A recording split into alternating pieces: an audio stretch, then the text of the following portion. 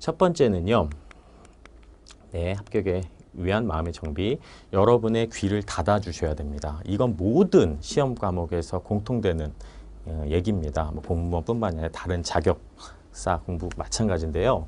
이제 공부를 하시다 보면 이제 주변에 이제 조언자분들이 계세요. 그래서 뭐 같은 공부를 하시는 분들이라든가 아니면 친지분들, 뭐 심지어 부모님들도 여러 가지 조언을 하시죠. 근데 그분들은 공부하는 이제 우리 본인이 아니죠. 이 공부는 굉장히 개인적인 어떤 사항들이거든요. 그래서 내가 그 누구보다 잘 알죠. 그리고 그분들은 이제 시험을 이제 뭐 저만큼 보신 분들도 아니고 제가 합격할 수 있는 방법과 어떤 가능성, 방향성에 대해서 알고 있는 사람은 그들이 아닙니다. 그죠? 여러분들이 지금 하시는 방법대로 묵묵히 여러분 처지에 맞는 공부를 하셔야 됩니다.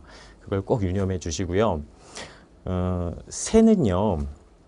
나뭇가지가 부러질 것을 두려워하지 않습니다. 그의 믿음은 나뭇가지에 있지 않고 자신의 날개에 있기 때문입니다. 여러분 자신을 믿으시고 네, 공부에 정진하셨으면 좋겠습니다. 그리고 혹시 제가 이제 우려 섞인 뭐 부탁의 말씀 한 가지 드리겠는데 혹시 주변 분들이 뭐 공무원 공부를 시작하는 그 상황에서 뭐 지지를 안 보내주셔서 마음의 힘듦을 갖고 이제 공부를 시작하신 분들이 있을까봐 제가 말씀을 드리는데요. 예전에 우리나라 야구 선수 중에 이제 장훈이라는 선수가 있었습니다.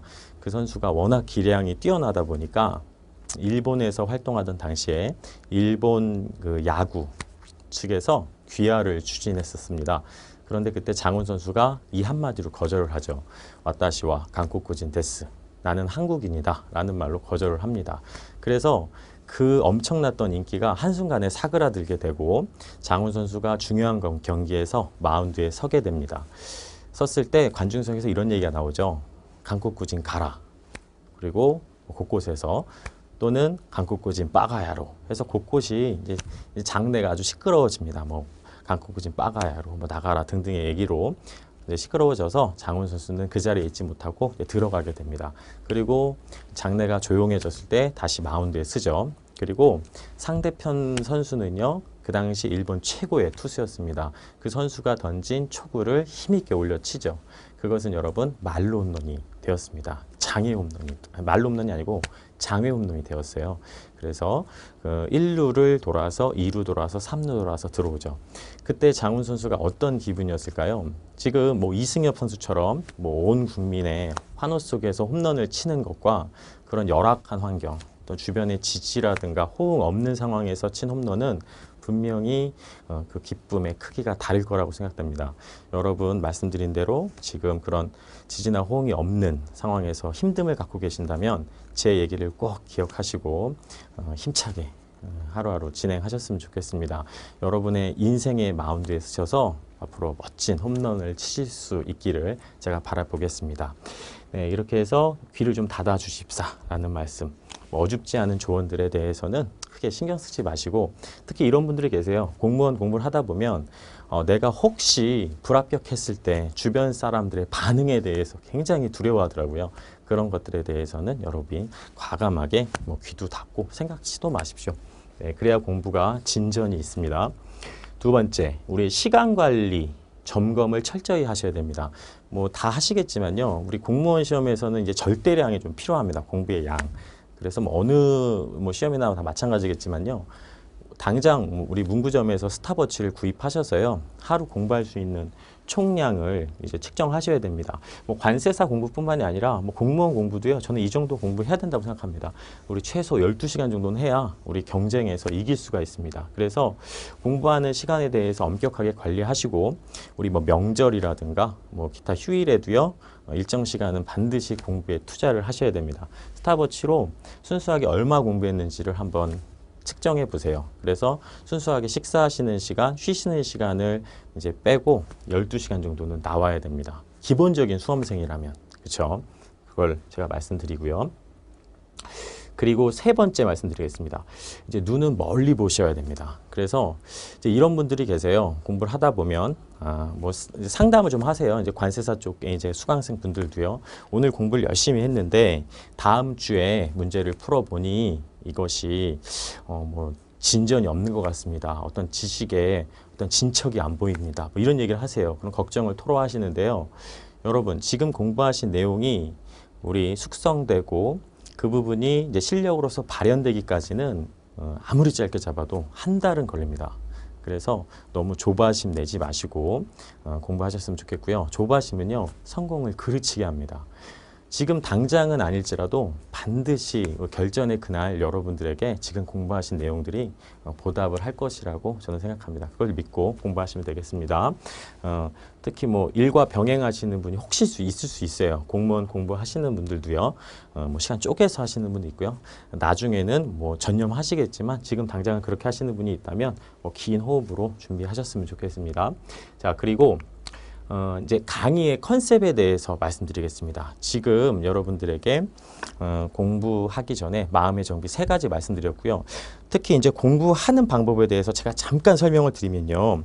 우리 이 개념서가 있습니다. 이거 처음부터 여러분, 이게 법 과목이기 때문에 이제 처음부터 한 단어 한 단어를 여러분들께서 다 이해하시고 암기하려고 하시면 안 됩니다. 절대. 그러면 이 중간에 포기하시게 되고 우리 책의 초반만 이제 까만색이 되죠. 그리고 나머지까지 다 못 봐요. 후반부까지. 그래서 그런 상황이 일어나지 않기 위해서는 어떻게 해야 되냐면 제가 공부하는 방법을 잠깐 말씀드릴게요. 뭐 수업 전에 예습을 하셔도 돼요. 예습을 하셔도 되는데 연필로 여러분들께서 공부하시면서 뭐 중요하다고 생각되는 것들 있잖아요. 여러분이 생각하실 때. 그리고 모르는 단어 같은 거. 뭐 여기에 보면 뭐 체화공매 뭐 이런 얘기들이 나와요. 또 특정 단어들이 좀 어렵습니다. 어휘가 법적 용어들이. 그래서 그런 단어들의 밑줄을 이제 이렇게 쳐오세요. 쳐오시면 이제 수업 시간에 그런 것들이 해소가 되지 않겠습니까? 그렇게 하시면서 이제 읽으시는 거죠. 한 번 정도를. 그리고 이제 수업 시간에 제가 이건 정말 중요하고요. 이게 시험이 나옵니다. 라고 제가 이렇게 알려드릴 거예요. 그런 것들은 다른 색깔로 이렇게 이제 칠해 놓으시는 거죠. 표식을 해 두십니다. 그리고 나중에는 여러분들께서 이게 제가 말씀드린 대로 전략적 타격으로 이제 접근하셔야 돼요. 그래서 다 외우시는 것이 아니라 우리 시험에 적합한 내용을 외우시는 거죠. 암기하시는 겁니다. 이따가도 말씀드릴 건데 여러분 제가 표시해 드린 것 그리고 여러분이 표식한 것 이건 위주로 빠르게 복습하시는 거죠. 여러 번. 그렇게 해서 이 반복적으로 보셔야 됩니다. 그러면 이게 합격하세요. 그리고 가만히 눈으로만 보지 마시고요. 이제 구두로 이제 발화라고 하죠. 이제 밖으로 자꾸 얘기를 하셔야 돼요. 이 문장을 여러분들께서 따라하시면서 익숙하게 만드시는 것이 합격의 이제 비법입니다. 이제 저를 통해서 논리를 이해하시고 여러분들께서 암기하시는 거죠.